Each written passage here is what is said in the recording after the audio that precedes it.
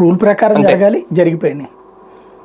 అందులోనే వాదనలు ప్రతివాదనలు కాదు. ఒకసారి అక్కడ ఆ ఎమ్మెల్యేలు మాట్లాడినటువంటి బయట్లు వింటేనే ఆ ప్రభుత్వానికి ఇప్పుడున్నటువంటి ప్రభుత్వంలో ఏం జరుగుతుందో వాళ్ళే చెప్తున్నారు. చంద్రబాబుని ఏమంటలేదు, ప్రభుత్వాన్ని ఏమంటలేదు. అట్ ద సేమ్ టైం ఇదిగో మేమేమి చేయలేకపోతున్నాం, ఏమి ఇయ్యలేకపోతున్నాం, సమాధానం చెప్పలేకపోతున్నాం అని ఎక్కడో చెప్పట్లేదు కదా, అదే అసెంబ్లీలో చెప్తున్నారు కదా. అసెంబ్లీలో చెప్తున్నారు. అవును.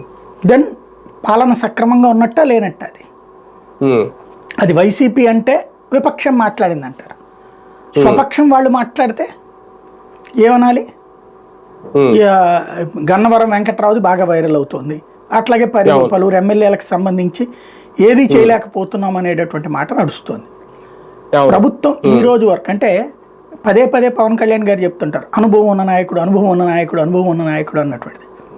అనుభవం ఉన్నటువంటి నాయకుడు తన పేరుతో ఒక నిలకడైనటువంటి ఒక పనిని ఏమి చేపట్టారు, లైక్ ఆరోగ్యశ్రీ, ఫీజు రియంబర్స్మెంటు, లేకపోతే నవరత్నాలు లాంటిది, పేది అమ్మ ఒడి లాంటిదో, 108, 104 ఇట్లాంటిది ఏం చేపట్టారు అనేటటువంటిది ఇప్పటి వరకు సమాధానం ఉండదు.